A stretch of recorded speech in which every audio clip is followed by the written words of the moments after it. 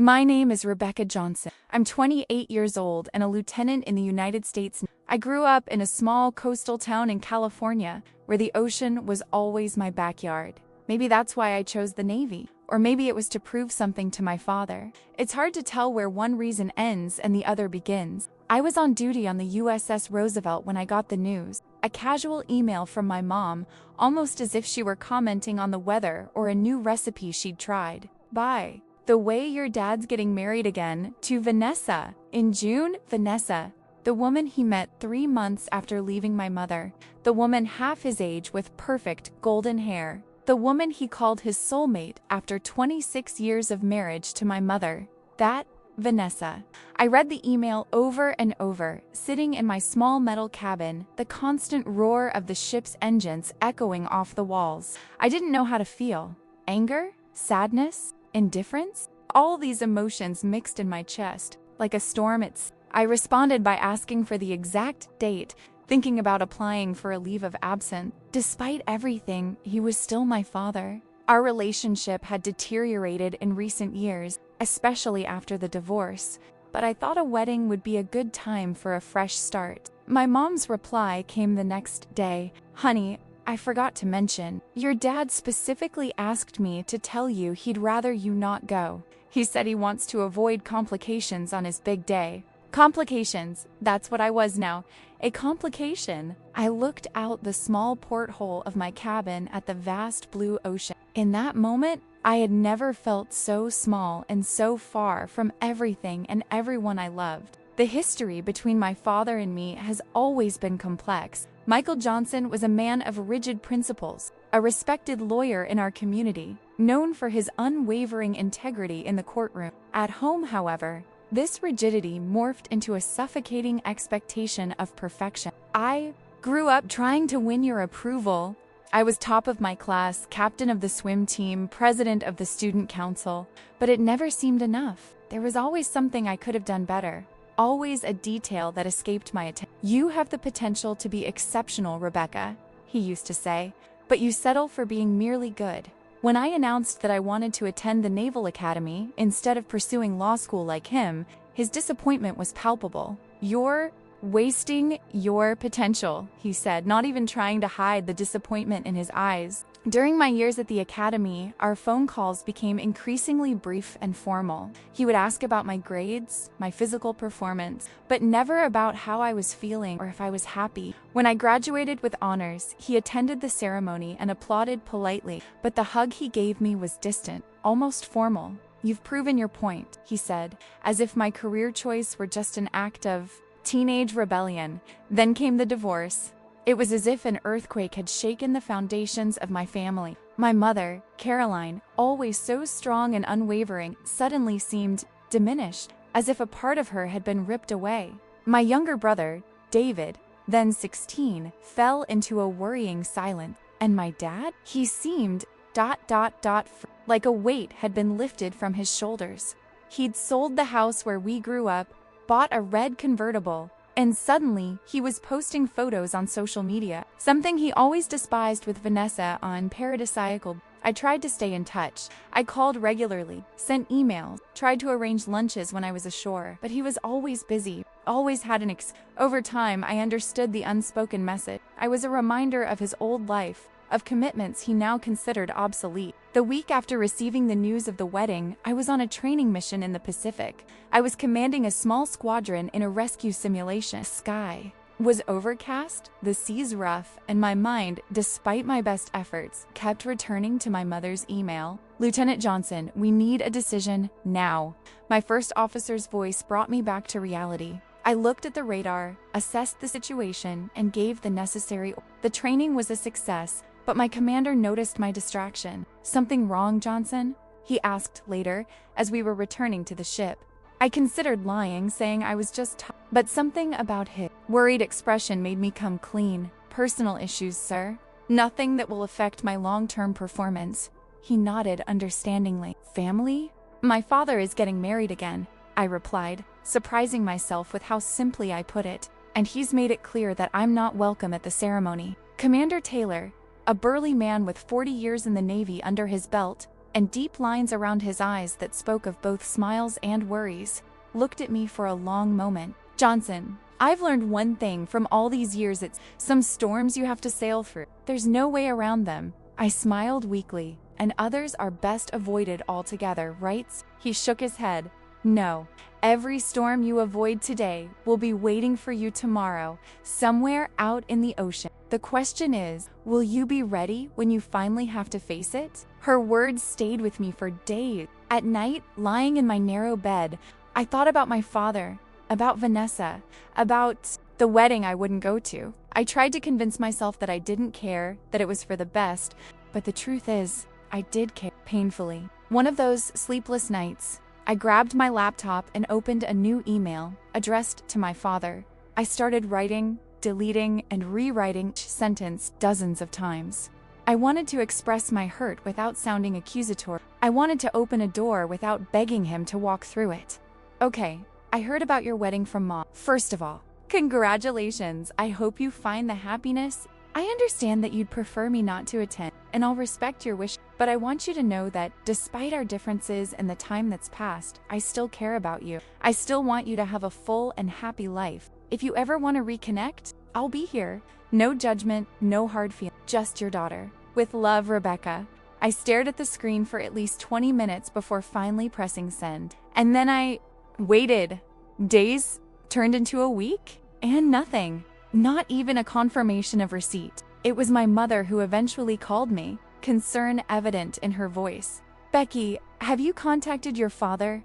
"I sent an email," I replied, a sinking feeling in my stomach. "Why? Did he say anything?" There was a brief silence on the other end of the line. "He called David last night. Apparently he's angry. He thinks you're trying to sabotage him somehow." I felt like I'd been punched. Sabotage him? How? "He said something about you trying to make him look like the bad guy. That you're manipulating the situation to gain sympathy from the family." I laughed, but without humor. "Of course. Because it's all about him, isn't it?" "Rebecca," my mother sighed, "you know your father. His pride has always been his worst enemy." 2 days later, I received an email from my father. Concise, cold, formal.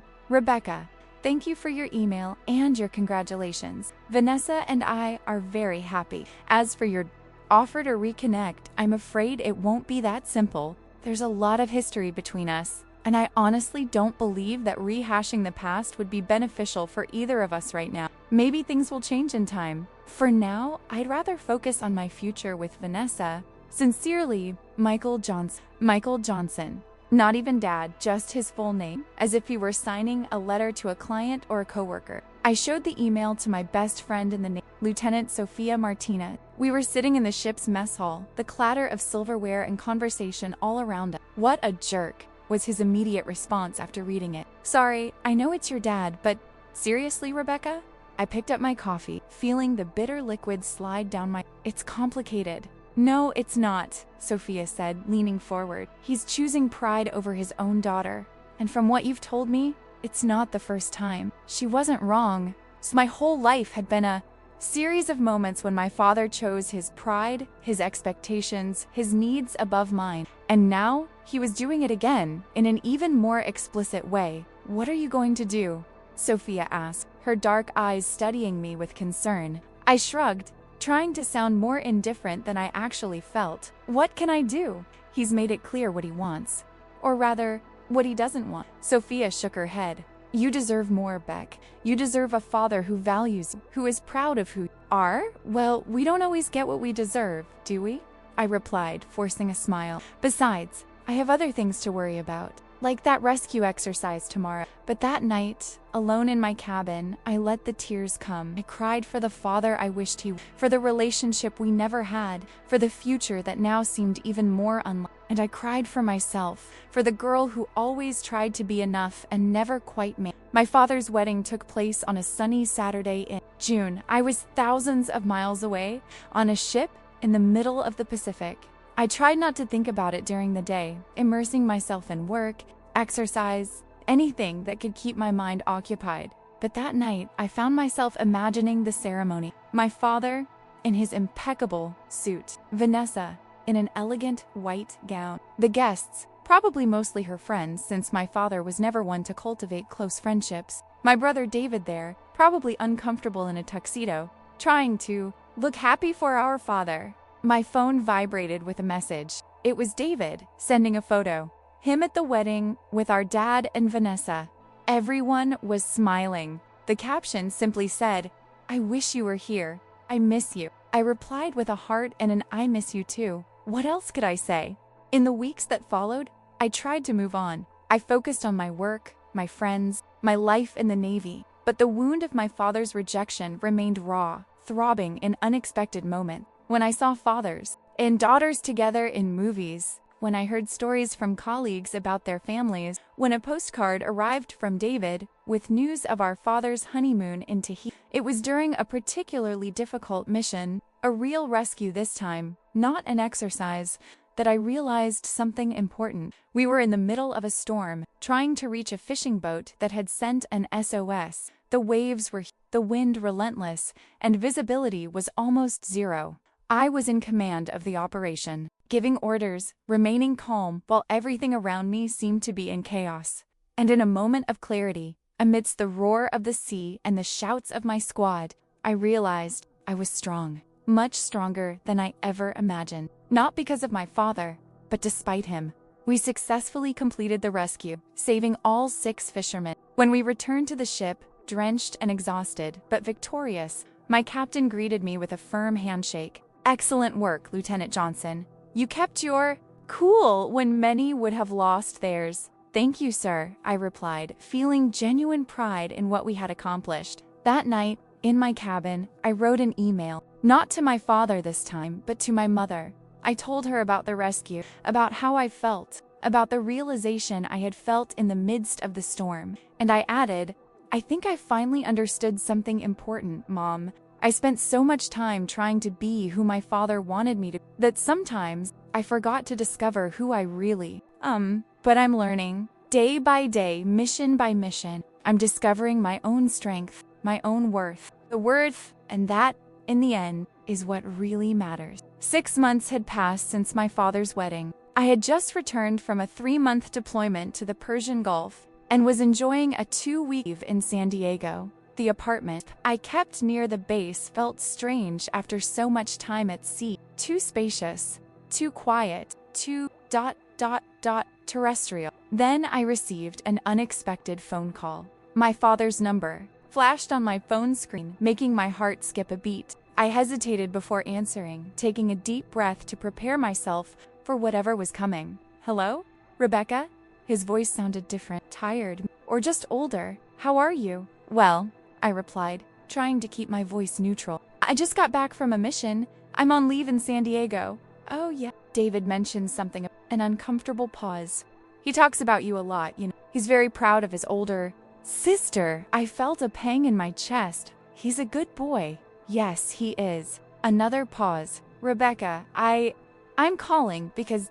He seemed to be struggling for words, a rare occurrence for a man who made his living through eloquence. "Vanessa and I are in the area, San Diego, for a conference of mine, and, well, she wanted to extend the trip, take a little coastal jaunt." "Okay," I said, unsure of where he was going with this. I thought, maybe, if you're not too busy ... we could have dinner. The 3 of us. Just a quick dinner. I was silent for a moment, trying to process what was happening. My father, the man who had banished me from his wedding, who had responded to my attempts at reconciliation with a formal rejection, was now inviting me to dinner with him and his new wife. Why? The question came out before I could think better of it. Forgiveness? "Why now, Dad? What's changed?" Another silence. I could hear his breathing on the other end of the line, the slight creak of the chair he was probably sitting in. "People change, Rebecca. Circumstances." It wasn't a real answer, and we both knew it. "I need more than that," I insisted. "After everything ... after excluding me from your wedding, after that email, I need to understand what you..." He sighed deep. "David's been talking about you a lot lately, about your missions, your accomplishment." He showed me an article from the Navy newspaper about that rescue you led. A pause, and I realized ... I realized I don't know this person. My daughter has grown into this incredible, brave, capable woman, and I I'm practically a stranger in her life. I felt my eyes well up with tears, but I forced them back. What about Vanessa? Does she want to meet me too? Actually, he said, a note of surprise in his voice, it was her idea. She said it's not fair to keep this division in the family, that whatever happened between your mother and me, you and David shouldn't suffer the consequence. I was momentarily speechless. The image I'd built of Vanessa the homewrecker, the trophy wife, didn't align with this information. So, my father continued after my silence. What do you say? Dinner tomorrow night? Part of me wanted to refuse. I wanted to make him feel some of the pain of rejection I'd felt. But another part, the part that was still that little girl who only wanted her father's approval, yearned to say yes. Can I think about it? I finally asked. Sure, he replied, and I could detect a note of disappointment in his voice. Just let us know by tomorrow morning so we can make the reservation. I will do it. After hanging up, I sat on the couch in my apartment, staring at the phone as if it could give me the answers I was looking for. Then, I did what I always did in moments of doubt. I called my mom. He invited you to dinner? The surprise in my mother's voice was evident. Michael Johnson, the man who goes months without calling his own children? Apparently, it was Vanessa's idea. Still trying to process everything. My mother was silent for a moment, and I could picture her thoughtful face, the lines on her forehead deepening as they always did when she was pondering something important. Do you know what I think, Rebecca? What? I think you should go. It wasn't the answer I expected. Really? After everything he's done? Yes, precisely because of that, she said, her voice softening. Look, daughter, your father is a complicated man. Always has been. His pride has always prevented him from admitting when he's wrong, from apologizing, from showing vulnerability. The fact that he called? Well, for Michael, that's already a huge step. But he didn't even apologize for the wedding, for the email, ... double quotes. And maybe he'll never ask explicitly, my mother interrupted gently. But this invitation, it's his way of extending a hand. The question is, are you willing to accept it? I reflected on her words. My mother, who had her heart broken by this man, could still see beyond the hurt, could still advise me to give my father a chance. Her generosity of spirit touched me. What if it's just a facade? What if nothing really changes? Then at least you'll know you tried, she replied. Rebecca, holding a grudge is like drinking poison and hoping the other person will die. In the end, you only hurt yourself. After hanging up, I stared out my apartment window at the San Diego night sky. The full moon cast a silvery glow over the distant sea. I thought about what my captain had said months ago, about storms we must weather. Perhaps this was one of them. I grabbed my phone and texted my dad. Dinner tomorrow is fine. Just tell me where and when. His reply came almost instantly, as if he'd been waiting by the phone. Le Petit Bistro, 7 p.m. Thank you, Rebecca. Le Petit Bistro was an elegant French restaurant in the Gaslamp Quarter. I arrived a few minutes early, as had been my custom since the Naval Academy. Dressed carefully for the occasion, a simple but elegant navy blue dress, hair tied in a low bun, and light makeup. I wanted to look professional and composed. I didn't want my father to notice how nervous I was. The maître d' led me to a table where my father was already sitting, alone. He stood up when he saw me, a formal gesture of politeness. Rebecca, he said, and for a moment he seemed unsure whether to hug me or shake my hand. He settled for a brief touch on my shoulder. You look great. Thank you, I replied, sitting in the chair the maître d' pulled out for me. Is Vanessa not coming? She's in the bathroom. She'll be back in a minute, he explained, looking slightly uncomfortable. We ordered some wine to start. I hope you don't mind. No problem. An awkward silence fell over us. I looked around, taking in the restaurant's sophisticated ambiance, the candles on the tables, the impressionist paintings on the walls. So, my dad began, clearly trying to find safe ground. How was your last mission? It was ... interesting, I replied, choosing my words carefully. I wasn't used to talking about my work with him. I can't go into too much detail, but it was challenging and rewarding. He nodded, as if he understood perfectly. And are you enjoying it? The Navy, I mean. I looked directly at him. I'm loving it, Dad. It was the best decision I ever made. Something flashed in his eyes. Recognition, perhaps? Or just a shadow of regret for having doubted my choice all those years ago? Before he could respond, Vanessa arrived at the table. She looked exactly like the photos I'd seen, blonde, slender, almost ethereally beautiful.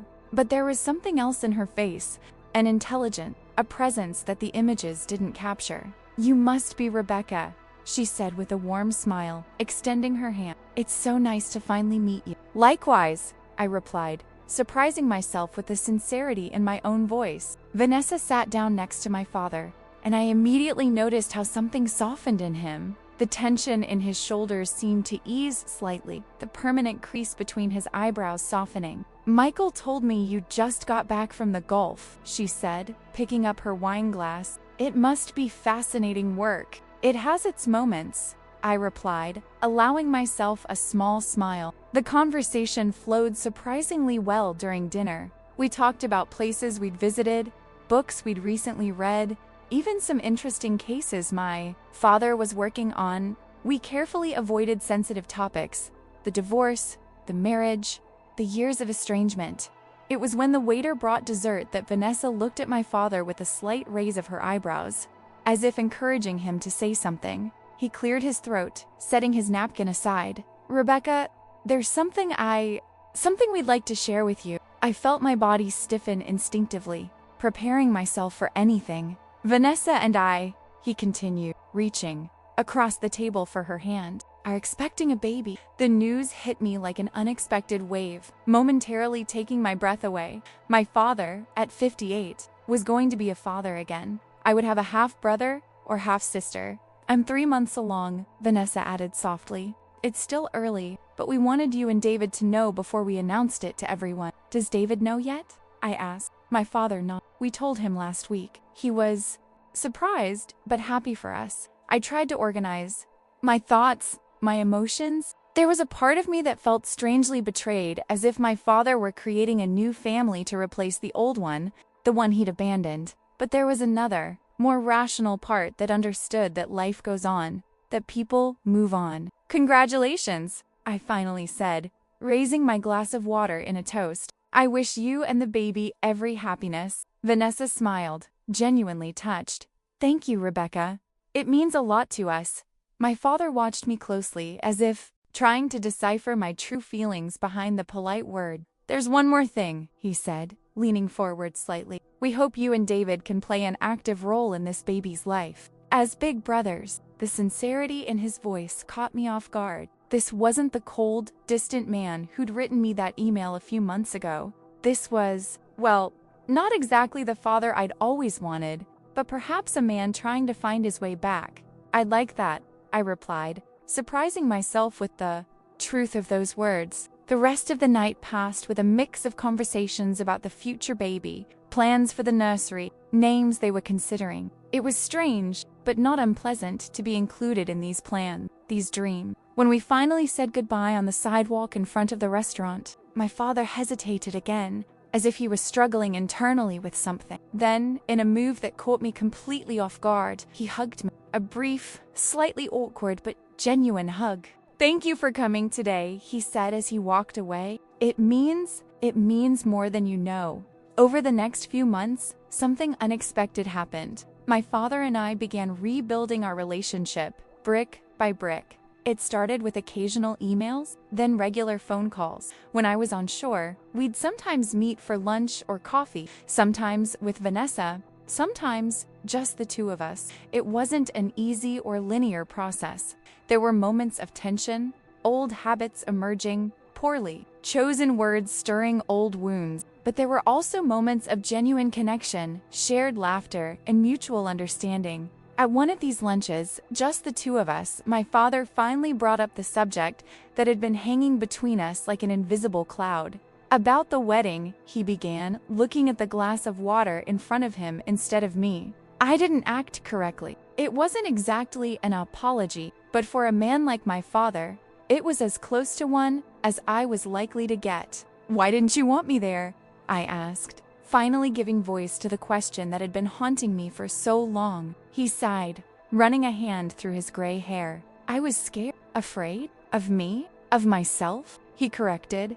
"Of how I would feel seeing you there. Of the guilt. Of the regret." He paused, as if carefully choosing his next words. "I think part of me knew that if you were there, I wouldn't be able to keep up the facade that everything was perfect, that I had completely moved on. It was a startling admission, and I realized how much it must have cost him. An email? That damn email, he muttered, shaking his head. Pride, Rebecca. Stupid, toxic pride. You reached out and I pushed it away out of pride, out of not wanting to admit that I missed you, that I'd made mistakes. It wasn't one of my brightest moments. I remained silent, absorbing his words. You know, he continued, finally looking directly at me. When Vanessa told me she was pregnant, my first thought was about you and David? About how I'd failed as a father once, and how I didn't want to make the same mistakes again? He smiled sadly. It's ironic, isn't it? It took the prospect of having another child to realize how much valuable time I've wasted with the ones I already have. I felt tears welling up in my eyes, but I held them back. We still have time, Dad. It's not too late. He reached across the table, touching mine briefly. No, it's not too late. Emma Claire Johnson was born on a rainy April morning. I received the news while I was training in Norfolk. My commander, seeing my excitement and anxiety, granted me a 48-hour emergency so I could fly to California and meet my little sister. When I arrived at the hospital, wearing my Navy uniform because I hadn't had time to change, I found my brother David already there, talking to my father in the hallway outside the room. Beck! David exclaimed, hugging me tightly. The last time we saw each other was at Christmas, and he seemed to have grown even more since then. Now a 19-year-old young man in his freshman year at UCLA. My father approached, the weariness evident on his face, but also a happiness I had rarely seen in him. She's beautiful, Rebecca, he said simply. Come meet her. In the bedroom, Vanessa lay in bed, looking exhausted but radiant, with a small bundle in her arms. She smiled when she saw me. Look who's here to meet you, Emma, she said softly to the baby, shifting so I could see better. Emma was tiny, with a shock of golden hair like her mother's and blue-gray eyes that, my father insisted, looked just like mine when I was a baby. When Vanessa placed her in my arms, I felt a wave of protectiveness and love that caught me completely off guard. Hello, little one, I whispered, watching her sleepy expression. I'm your big sister. I looked up and saw my father watching us, an expression on his face I couldn't quite decipher. There was pride there, yes, but also something else, vulnerability, an openness he rarely displayed. At that moment, I understood something important. My father would never be perfect. He would always be complicated, sometimes distant, often stubborn, but he was trying. And maybe that was the most important thing. 2 years have passed since Emma's birth. I'm about to be promoted to lieutenant commander, a significant milestone in my Navy career. The ceremony is in 2 weeks, and to my surprise, my father arranged for the whole family to be there. Him, Vanessa, Emma, David, and even my mother, who now has a cordial relationship with my father, mainly because of little Emma, who has captured all of our hearts. Our relationship still has its ups and downs. There are times when old patterns emerge, when words are sharp and silence is heavy, but there are also moments of authentic connection, of mutual support, of imperfect but real love. Last night, I received an email from my dad. Unlike the one from years ago, this one was filled with warmth and pride. Rebecca, I know you'll be busy preparing for the ceremony, but I just wanted to say that I'm immensely proud of the woman you've become. Not because of the medals or the promotions, although those are remarkable achievements, but because of your strength of character, your integrity, your determination. There was a time when I thought I knew what was best for you, when I believed my way was the only way. I was wrong. You found your own path, and it's a brilliant one. See? You at the ceremony. I'll be the one crying in the front rows, even if I vehemently deny it later. With love, Father. I read and reread the email, letting the words sink in. They weren't perfect words, nor was it a perfect relationship.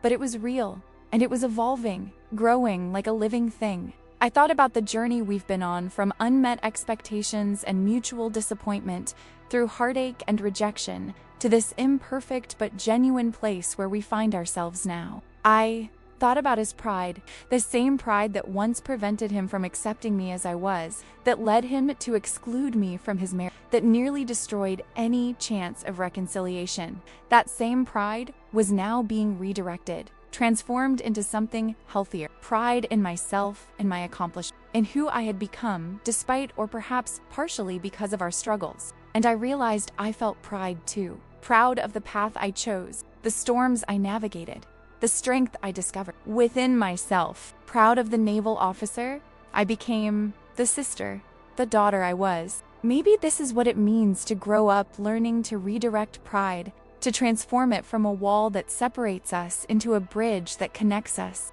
My father and I are still learning to build that bridge, brick by brick, day by day. It's not complete, and perhaps never will be, but we're working on it, together.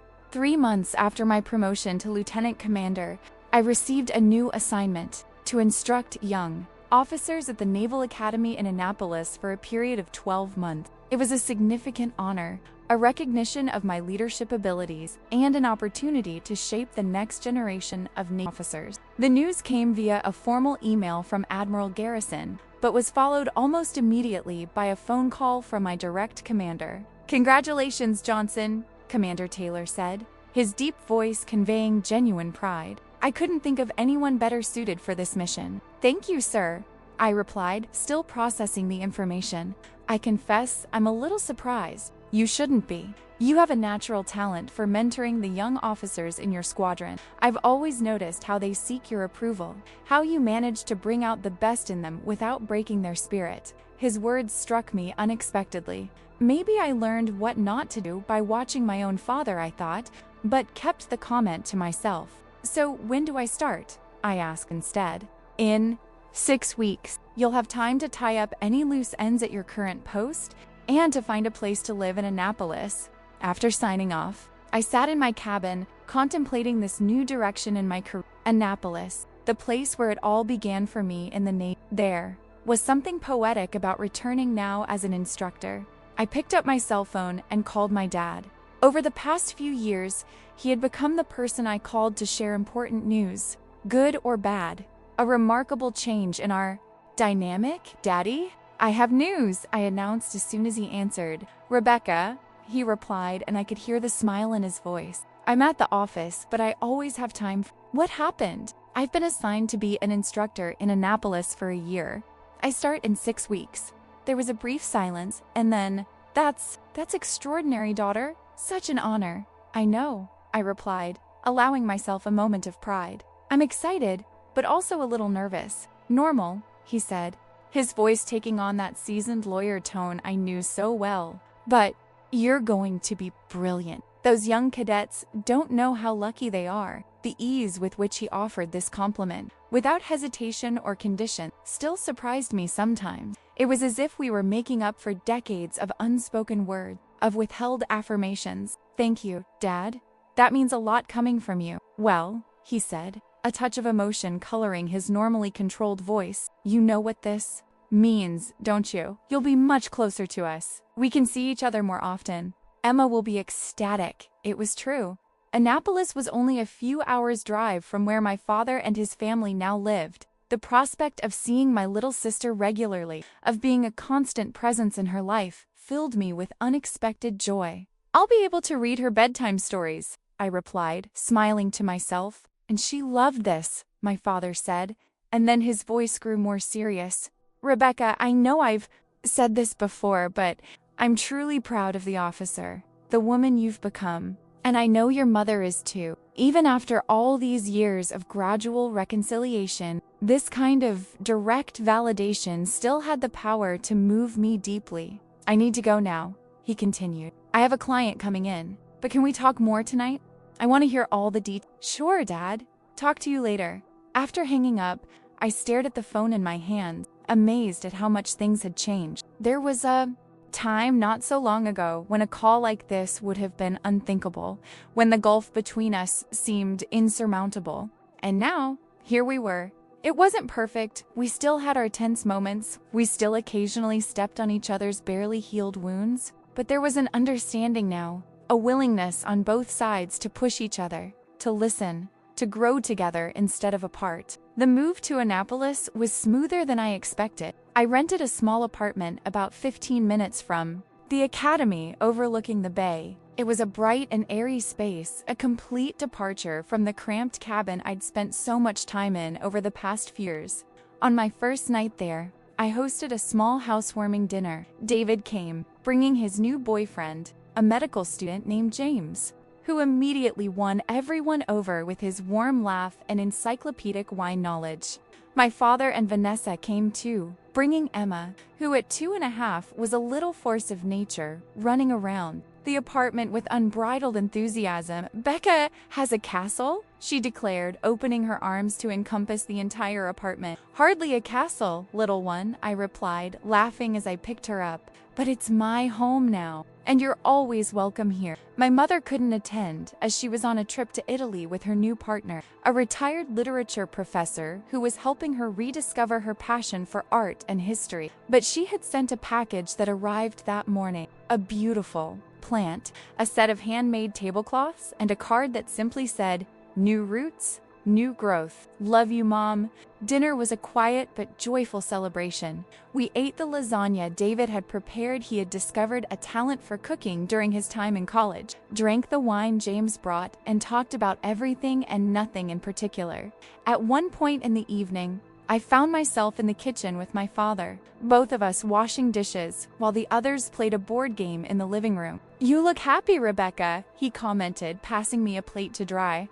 I looked at him, noticing the new wrinkles around his eyes, the growing gray in his dark hair. He was getting older, I realized with a sinking feeling in my heart. But he also seemed lighter somehow, as if he'd shed a weight he'd long carried. "I'm happy," I confirmed. "I think we all are, right?" He nodded, his eyes drifting to the room where Vanessa was helping Emma move her piece around the board, while David and James laughed at something one of them had said. "You know," he began, keeping his voice low, "there was a time when I believed I knew exactly how my life would turn out. I had it all planned out, every step, every milestone, and then life happened," I added. "Yes," he laughed softly. "Life happened. The divorce, Vanessa, Emma...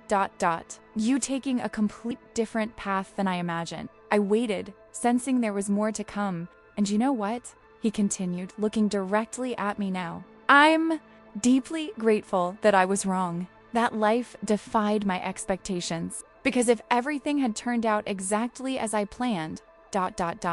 we wouldn't be here," I concluded for him. "We wouldn't be here," he agreed. "And here is... well... it's much better than anything I could have planned." It was the closest thing he'd ever come to an explicit acknowledgement of his past mistakes. It wasn't a formal apology, but somehow it felt more meaningful, more authentic. "I'm grateful too," I said simply, and leaned in to kiss her cheek, a gesture that would have been unthinkable a few years earlier. My first day at the Naval Academy was a strange mix of déjà vu and complete newness. I walked the same corridors I'd walked as a cadet, but now on the other side of the equation as an instructor. The respectful and slightly apprehensive looks of the young cadets vividly reminded me of how I myself had looked at my instructor. I was assigned to teach naval strategy and crisis leadership, two areas in which I had gained considerable experience during my time on active. My first class consisted of 28 third-year cadets, a mix of men and women with expressions ranging from obvious enthusiasm to barely concealed nervousness. "Good morning," I began, scanning their young faces. "I'm Lieutenant Commander Rebecca Johnson, and over the next 6 months, we'll be exploring together what it means to lead effectively in situations where lives are at stake and there's no playbook to follow." I saw some of them straighten in their chairs. Others exchanged quick glances. "Some of you may have heard about the rescue of the fishing boat Marlin during the Pacific Storm 2 years ago. I was in command of that operation, and I can say with certainty that no book, no simulation could have fully prepared us for what we faced that day." I could see I had his attention now. The Marlin mission had received significant media coverage and had become a case study in extreme rescue operations. But what allowed us to bring those 6 fishermen back safely wasn't just our technical training. It was our ability to adapt that training to rapidly changing circumstances. It was our cohesion as a team. And, crucially, it was our understanding that behind every tactical decision, human lives were at stake. I looked around the room, trying to make eye contact with each cadet. In this course, I won't just teach you protocols and procedures. I'll challenge you to think critically, to question assumptions, to find solutions when all options seem impossible, because that's what real leadership demands. At the back of the room, I noticed a young cadet with intense eyes and a perfectly erect posture. There was something in her focused expression that reminded me of myself at that age, the determination, the need to prove herself. And I promise you, I concluded, that when you leave this room at the end of the semester, you will be better prepared not just to lead missions, but to lead people, to inspire confidence even in the darkest moments, to make difficult decisions and live with their consequences. Over the next few weeks, I discovered a passion for teaching I never knew I had. There was something deeply rewarding about seeing the moment a concept finally clicked for a student, about watching their growth not just in knowledge, but in confidence and insight. The cadet I'd noticed on the first day, Victoria Chun, quickly stood out as one of the most promising in the class. Bright and meticulous, she often stayed after class to ask follow-up questions or discuss hypothetical scenarios. Commander Johnson, she approached me one day after class. I read about that rescue mission you mentioned, the one on the Marlin. The official report says you made the decision to completely change your approach at the last minute, contrary to the original plan. How did you know it was the right decision? I considered his question carefully. It was something I had pondered many times myself. I didn't know for sure, Cadet Chu. There were too many variables, too many risks in either direction. But at that moment, with that information, it was the best decision I could make. She nodded, absorbing my words. What if it had gone wrong? What if someone had died because of your decision to change the plan? The question struck me to the core. It was the same question that had kept me awake many. I'd have to live with it, I replied. Honestly, I'd carry that responsibility forever, but I still believe that making a difficult and potentially wrong decision is better than making no decision at all for fear of the consequences. I paused, studying his young, serious face. The paralysis of indecision has cost more lives than wrong decisions, Cadet Chun. His eyes lit with understanding. How do you know when to trust your instincts and when to follow established protocol? I smiled, appreciating his inquisitive mind. That, Cadet Chun, is the million-dollar question, and it's exactly what I hope to help you discover in this course.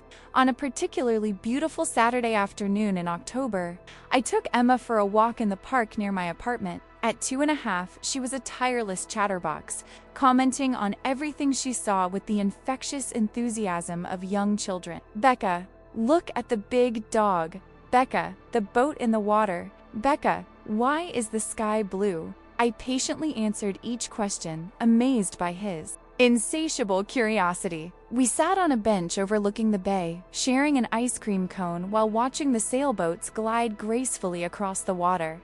You live on a big boat, don't you, Becca? She asked, her small face serious beneath the sun hat Vanessa had insisted she wear. Sometimes, I replied, smiling at her, when I'm working at sea, but now I live in that apartment you visited. Remember? She nodded vigorously, licking the ice cream that dripped down her cone. Daddy said you're very brave. This information caught me off guard. He said that? Yes. He told Mom you're the bravest person he knows. I felt a warmth spread through my chest. It was strange how, even after all our progress, my father's words of approval still had the power to affect me so deeply. Becca, Emma continued, completely oblivious to the impact of her words. When I grow up, I want to be just like you. I looked at that little person, with her strawberry ice cream and her oversized hat, declaring, with childlike conviction, that she wanted to follow in my footsteps, and I felt an overwhelming emotion wash over me. It wasn't just pride, though there was that too. It was a sense of responsibility, a fierce desire to be the kind of person, the kind of sister, who deserves such admiration. You can be anything you want, little one, I replied, helping her wipe some of the ice cream off her dress. But you don't have to be like anyone else. You can just be Emma, and that's pretty special. She considered this for a moment, her brow furrowing in concentration. But I want to drive a big boat like you, and save people. Well, you can definitely do that. And you know what? I think you'd be great at it. Her smile lit up her entire face, revealing the small gap where a baby tooth had recently fallen out. "Will you teach me?" "Of course I will," I promised, "when you're a little older." Satisfied with this answer, she returned her attention to the rapidly melting ice cream. I watched her, reflecting on how this little person had already changed our family in ways none of us could have anticipated. Emma had become a kind of bridge between us all. My father had visibly softened since her birth, revealing a caring and playful side I had rarely glimpsed in my own childhood. David loved being the cool uncle, showering her with gifts and attention whenever he visited. And even my mother, initially hesitant about how to relate to the daughter of her ex-husband's new wife, had quickly succumbed to Emma's irresistible charm. "You know, Emma," he said, wiping his sticky hands with a damp tissue, "you are a very important person." "Why?" she asked, genuinely curious. "Because you help us all be better, to be kinder to each other and remember what's really important." She seemed to consider this with all the seriousness a 2-year-old could muster, before shrugging and declaring, "I want to play on the slide now." I laughed and led her to the playground, watching her bounce up and down repeatedly, her laughter echoing through the park. I thought about the twists and turns life takes, the unexpected paths that lead us to places we never imagined. If someone had told me 5 years ago that I would be here, spending a Saturday afternoon with my stepsister, maintaining a genuine relationship with my father, feeling truly content with the direction my life had taken, I would have found it hard to believe. And yet, here I was. As the months passed in Annapolis, I developed a comfortable routine. During the week, I devoted myself entirely to teaching and mentoring the cadets. On weekends, I alternated between visits from my father and his family, spending time with David when he could escape his studies, and occasionally making short trips to visit my mother. It was during one of these visits to my mother, in a cozy house on the coast of Maine that she had bought with Arthur, her partner, that I had a conversation that helped me better understand the entire journey with my father. We were sitting on the porch, wrapped in thick blankets against the autumn chill, drinking hot chocolate and watching the waves crash against the rocks below. "You look well, Rebecca," my mother commented, her appraising eyes noticing details others would miss. More at peace, I smiled at her, admiring how the years had been kind to her face, accentuating the high cheekbones and expressive eyes I had inherited. "I think I am. The work at the academy has been rewarding, and things with Dad, well, you know how they are." She nodded, a soft smile playing on her lips. "Yes, I know. Emma showed me the pictures of the boat trip you took last month. She looked ecstatic. She loved it," I confirmed. "I think we have a future sailor on our hands." My mother laughed lightly. "Your father must be wondering how he ended up with 2 Navy women in his life." We shared a moment of silent amusement at this idea. Then my mother placed her cup on the table between us and turned to face me more directly. "You know, Rebecca, I've been thinking a lot about forgiveness lately, about what it really means."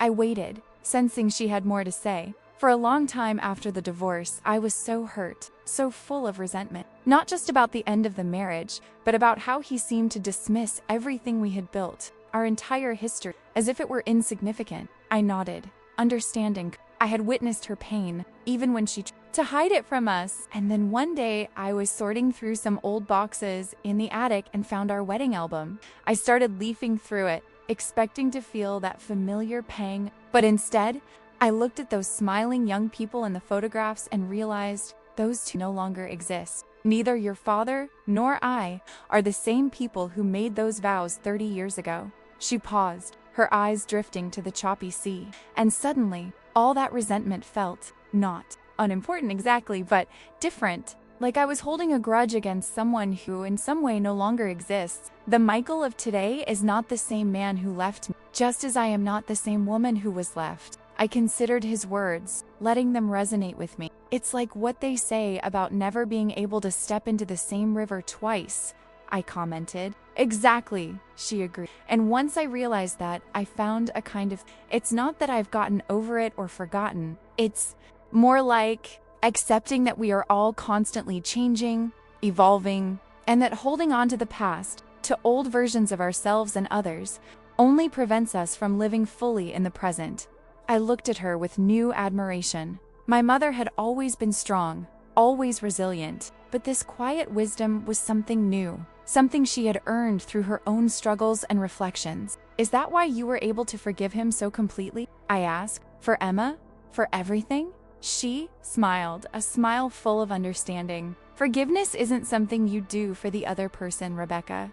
It's something you do for yourself. It's releasing the weight of resentment, of pent-up pain. It doesn't mean approving of what was done or saying it was okay. It just means you're choosing not to let it hold power over you. And we were silent for a moment, letting the sound of the waves fill the space between us. You are a remarkable woman, Mother, he said finally. I don't know if I would have the same grace in your position. She reached out and seized mine. You have more of me in you than you think, dear, and more of your father too, the good parts of him. The determination, the attention to detail, the sense of duty and stubborn pride, I added with a half smile. Yes, that too, she laughed. But you've learned something. It took your father years to learn how to turn that pride into something constructive instead of destructive. The week before Christmas, I hosted a small holiday party at my apartment for a few fellow instructors and select cadets who had excelled during the semester. Among them was Victoria Chun, who continued to impress not only me but all her instructors with her combination of analytical and emotional intelligence, rare and valuable combination for a future officer. The party was in full swing, with lively conversation and laughter flowing as freely as the mocktail punch we were.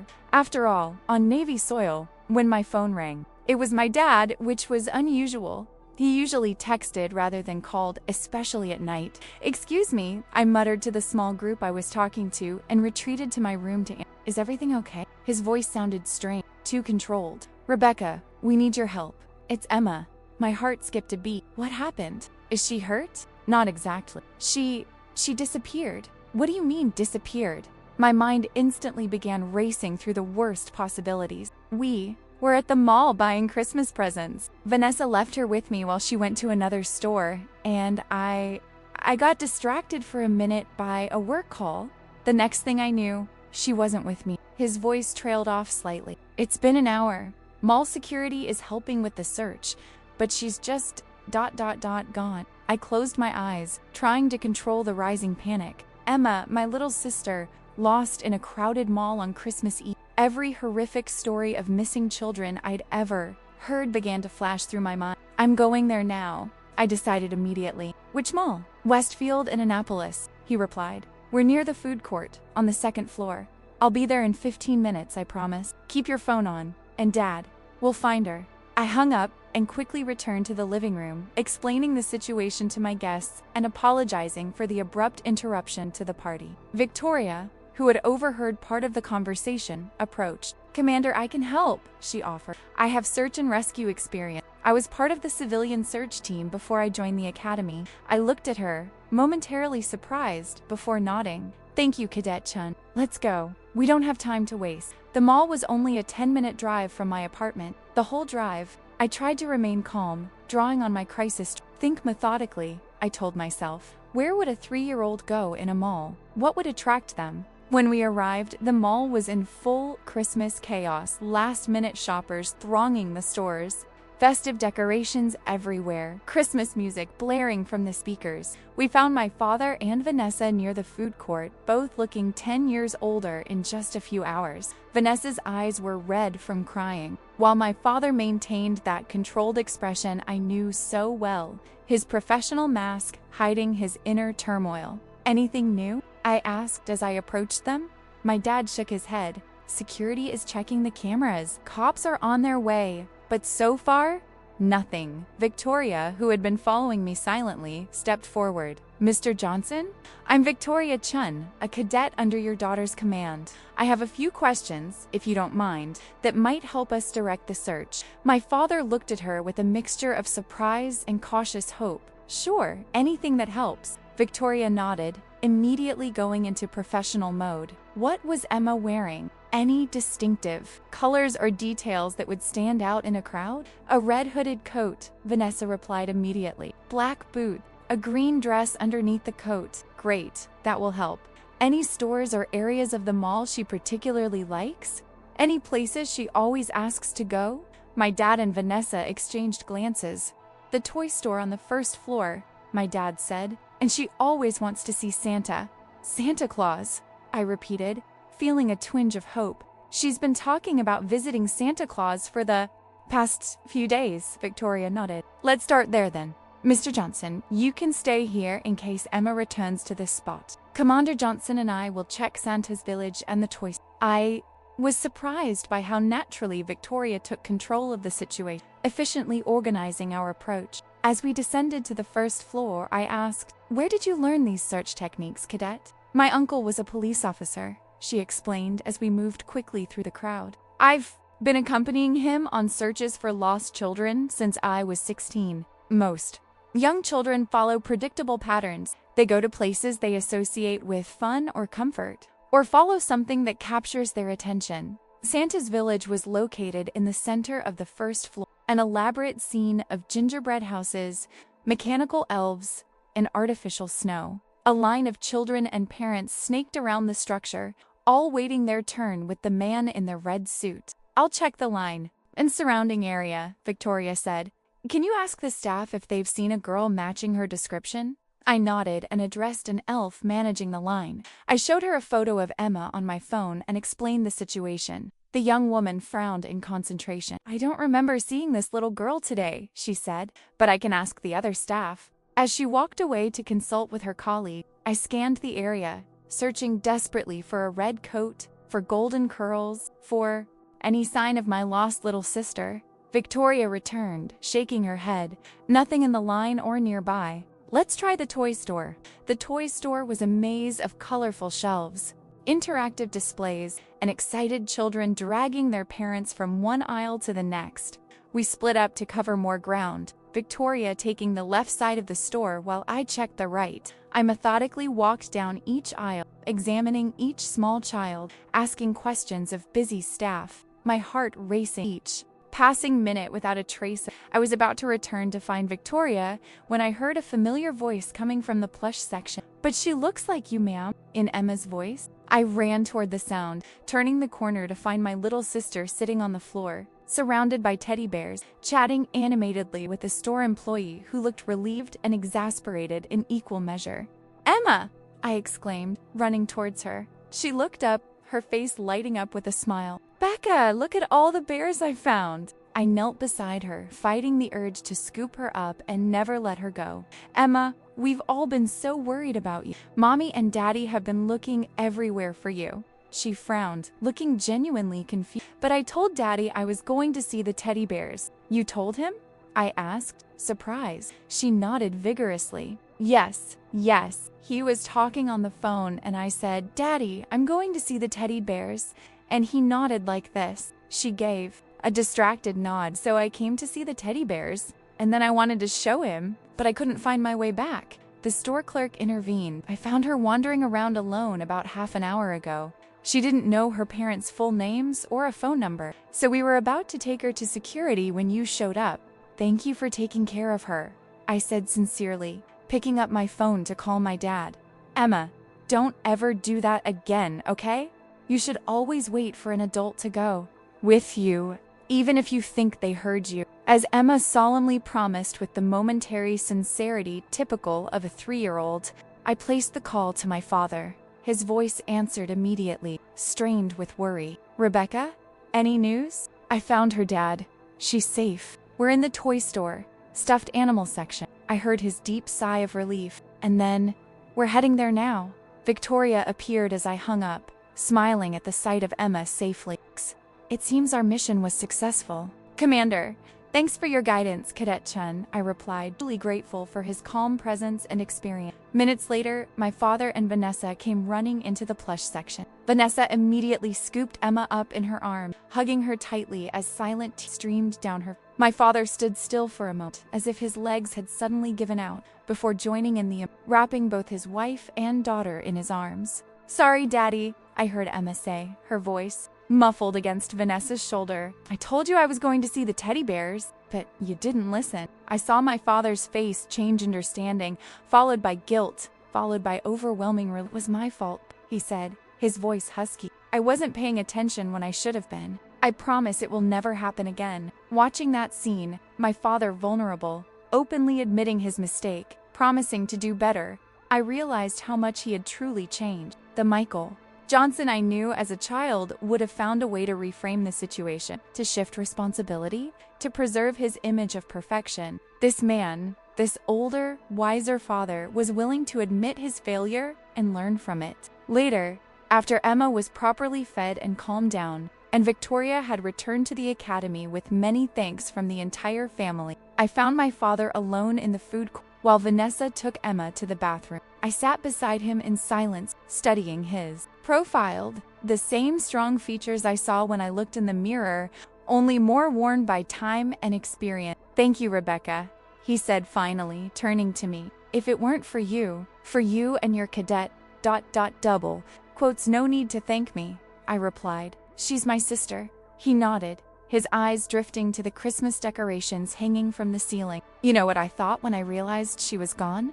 I thought, this is how the universe punishes for all the times I wasn't there for my children, for all the times I put other things first. Good, double, quotes, no, let me finish, he insisted. For years, I convinced myself I was doing the right thing, that working long hours, focusing on my career, maintaining that emotional distance, somehow it would make me a better father, that I was building a legacy. He shook his head. But today, when I thought I might lose Emma, I realized the only legacy that truly matters is the relationships we build, the love we show, the time we dedicate. I remained silent, feeling the weight of his words. And I realized, he continued, his voice softer now, how much I missed with you and David, how many moments, big and small, that I'll never get back. Dad, we can't change the past, he said gently, but we're here now, all of us, and I think we're building something good, don't you? It turned to look at me, a sad but genuine smile on his face. Yes, we are. Thanks to you, Rebecca.